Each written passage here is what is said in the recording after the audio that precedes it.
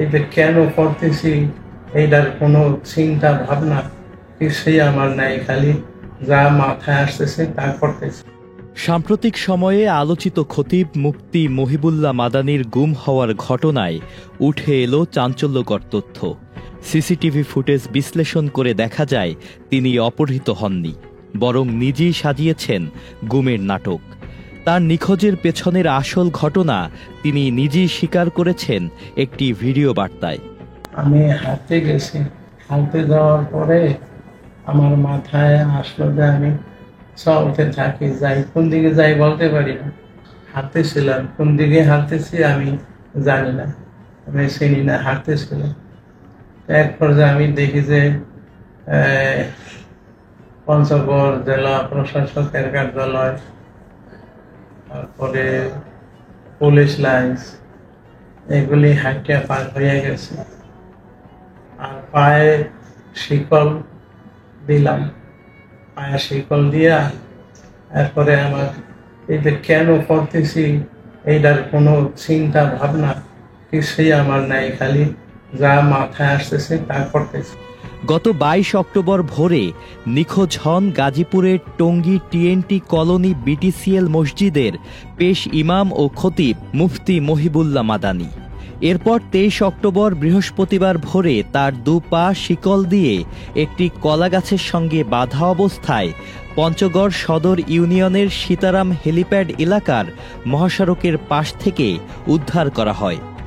24 October টঙ্গীতে এক জনসভায় মুফতি মহিবুল্লাহ বলেন, বুধবার ফজরের নামাজের পর তিনি হাঁটতে বের হলে একটি অ্যাম্বুলেন্সে 5 জন এসে তার চোখ মুখ কালো কাপড় দিয়ে বেঁধে তাকে তুলে নিয়ে অজ্ঞাত স্থানে নিয়ে যায়। এ সময় অপহরণকারীরা বোতল দিয়ে তাকে পেটায়, নির্যাতনের ফলে তিনি জ্ঞান হারিয়ে ফেলেন। আমি অনেক ক্লান্ত, আমারে কাছের বোতলে পানি ভরিয়া আমার 2 রানে 2 বেনা মারতে আমার সব ব্যথায় পয়সা রয়েছে। আমারও অনেক পেইন কিলার দিছে পঞ্চগড়ের সিভিল সার্জনে। পানি কথা আগে পরে কোনটা আপনারা বুঝে নিয়েন। আমারে এ সময় তিনি আরও বলেন, গত কয়েক মাস ধরেই অজ্ঞাত নামের চিঠির মাধ্যমে তাকে ইসকনের বিরুদ্ধে কথা না বলতে নানা হুমকি ধামকি দেয়া হচ্ছিল। গত ডিসেম্বর মাস, ফেব্রুয়ারি, জুন, আগস্ট, এই 4টা মাসে আমারে 4টা চিঠি দিছে বেনামে। প্রথম চিঠিটা লাগছে আপনি করিয়া, এরপরে চিঠিটা লাগছে তুমি করিয়া, এরপরে 2টা চিঠি লাগছে তুই করিয়া। ইসকনের চিন্ময় কৃষ্ণ মহাপ্রভুর জামিনের ব্যাপারে তুই মিম্বরে বসে কৌশলে কথা বলবি, কৌশলে এক পক্ষে আমার কথা কইতে হইবে। আমার আদেশ করছে কৌশলে কথা বলবি এবং বলবি তাকে আটকে রাখা ঠিক হচ্ছে না, এইভাবে তুই কথা বলবি। তাছাড়া এনসিপি ও বিএনপির বিরুদ্ধে কথা বলতে বলা হয়েছে, আর তাদের কথা না শুনলে তাকে সরাসরি হত্যার হুমকি দেওয়ার অভিযোগ করেন তিনি। পরে ভুক্তভোগী নিজেই বাদী হয়ে অপহরণ ও নির্যাতনের মামলা করেন। বাংলাদেশের সকল ধর্মভিত্তিক দল বিএনপি এবং এনসিপির বিরুদ্ধে কৌশলে কথা বলবি। আরো লাগছে এনসিপি পূর্ববঙ্গের সবচেয়ে বড় শত্রু, আর ধর্মভিত্তিক দলগুলির বিরুদ্ধে কথা বলবি। তোদের বলছি, তোদের ইমামেরে এর আগে 10টা চিঠি দিছি, আসলে দিছে 4টা, 10টা চিঠি দিছি, সে একটারও মূল্য দেয় নাই। তবে তার জীবন দিয়ে আমাদের চিঠির মূল্য পরিশোধ করতে হবে, এই লাগছে। এরপর লাগছে, যদি তোরা আমাদের কথা না মানস তাহলে তোদেরকে মৃত্যুদণ্ড দেওয়া হবে। তবে এবার ঘটনায় আসে চাঞ্চল্যকর মোড়।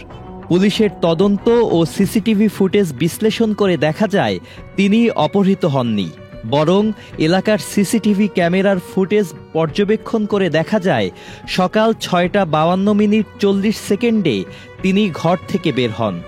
ঘর থেকে বের হওয়ার সময় তিনি বাম হাতে দরজা খুলে বের হন, পেছন ফিরে তাকাননি এবং টিনের দরজাটি বন্ধ হয়ে যায়। সকাল 6:53:25 তিনি মসজিদ ছাড়েন এবং প্রায় 6:54 টঙ্গী টু কালীগঞ্জগামী আঞ্চলিক সড়কের কালীগঞ্জের দিকে রওনা হন। পরনে ছিল সাদা পাঞ্জাবি পাজামা, মাথায় কালো রঙের পাগড়ি। শ্যামলী পরিবহনের বাসের টিকিট কেটে নিজেই পঞ্চগড়ে গিয়েছিলেন। সিসিটিভি ফুটেজ বিশ্লেষণের পর 27 অক্টোবর সোমবার তাকে টঙ্গী পূর্ব থানা পুলিশ হেফাজতে নেয়। এরপর তার নিখোঁজের পেছনের আসল ঘটনা তিনি স্বীকার করেন। আপনারা জানেন যে মহিবুল্লাহ মিয়াজি, যিনি টিএনটি মসজিদের ইমাম, এজাহার দিয়েছেন। সেখানে উনি উল্লেখ করেছেন যে সকালবেলা হাঁটতে গিয়ে উনি 4-5 জন ব্যক্তি কর্তৃক উনি মাইক্রোবাসে করে ওনাকে জোর জবরদস্তি করে নিয়ে যায় এবং পঞ্চগড়ে ওনাকে আবিষ্কার করা হয় একদম একটা নাজেহাল অবস্থায়। তার ওই দিনেই বিকেলবেলা এসে একটা এজাহার, উনি লিখিত এজাহার দায়ের করেন। তো এইটা আমরা তথ্য প্রযুক্তির সহায়তায় এবং সিসিটিভি ফুটেজ বিশ্লেষণ করে ওনার সামনে ওনাকে আমরা ডাকি। উনি যেহেতু ভিকটিম এবং বাদী এখনও, ওনাকে আমরা ডেকে এই জিনিসগুলি ওনার সামনে আমরা পেশ করি। উনি প্রথম দিকে কিছুটা জড়সড় থাকলেও পরবর্তীতে উনি বিষয়গুলি কবুল করেন যে হ্যাঁ, আমি এইভাবে গিয়েছি, যেই বর্ণনাটুকু আপনাদেরকে আমি দিয়েছি এটা ওনার মুখ থেকেই কিন্তু পাওয়া। এখন এই ঘটনায় এর পিছনে কারো ইন্ধন রয়েছে কিনা, কি অবজেক্টিভ ওনার মধ্যে রয়েছে, আরও কারো জড়িত রয়েছে কিনা, এটি এখনো আমরা স্পষ্ট করতে পারিনি। Sajid Abdullah, channel I.